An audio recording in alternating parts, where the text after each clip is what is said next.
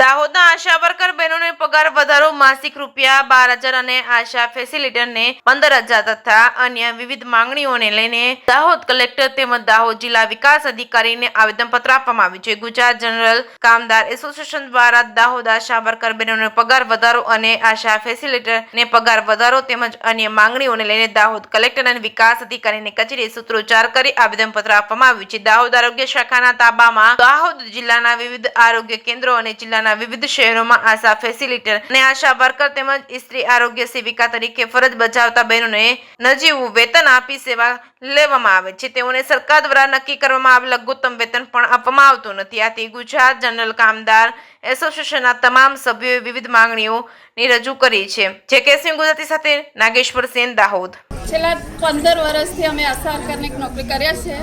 જે કામ કરીએ છીએ એમાં કામમાં અમને અમારા જે કામને લગતા અમને પગાર મળતો નથી। જે પગાર અમને ઓછા પગારમાં વધુ કામ કરવામાં આવે છે અને જે પગાર ફિક્સ 2,000 રૂપિયામાં અમને કામ કરવામાં આવે છે, પણ 2,000 રૂપિયા કરતાં અમે અધિક કામ કરીએ છીએ। રાત દિવસ આશા વર્કરની નોકરી એમ કહી શકીએ છીએ, પણ આશા વર્કરની નોકરી કેવી રીતે નિભાવી શકીએ એ પોતે જ અમે જાણીએ છીએ।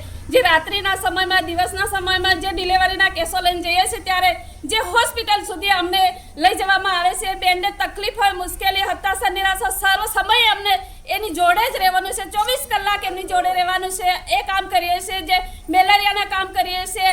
જે એટલા બધા અમે કામ કરીએ છીએ છતાં પણ અમારો પગાર એવા છે કે અમે અમારા ઘરનું પોષણ થઈ રહેતું નથી। જે અમારા જો બીજાઓને અમે લોકોની સેવા અમે કરીએ છીએ તો એ સેવાને બદલે અમારા બાળકોનું શિક્ષણ અમે પણ આપી શકીએ, અમે બાળકોને અભ્યાસ કરાવી શકીએ, અમારા બાળકોને પણ આવી સુવિધા અમે અપાવી શકીએ એવો અમને પગાર મળતો નથી। ત્યારે અમારે આજે અમે આ આવેદનપત્ર લઈને આવ્યા છે તો અમારો ફિક્સ પગાર કરે, જેથી કરીને કે અમારો જે બહેનો ગામડે ગામડે જાય છે, છૂટાછવાયા વિસ્તારમાં તોપ હોય, તડકો હોય, ગરમી હોય, વરસાદ હોય, ઠંડી હોય, એ સાહસ કરે છે। કેટલો 2-2 કિલોમીટર ચાલે છે, 5-5 કિલોમીટર ચાલે છે બહેનો, રાત દિવસ મહેનત કરે છે। તે મહેનત પાછળ અમને રૂપિયા મળતા નથી તો અમારી મહેનત તો પાણીમાં જ જાય છે।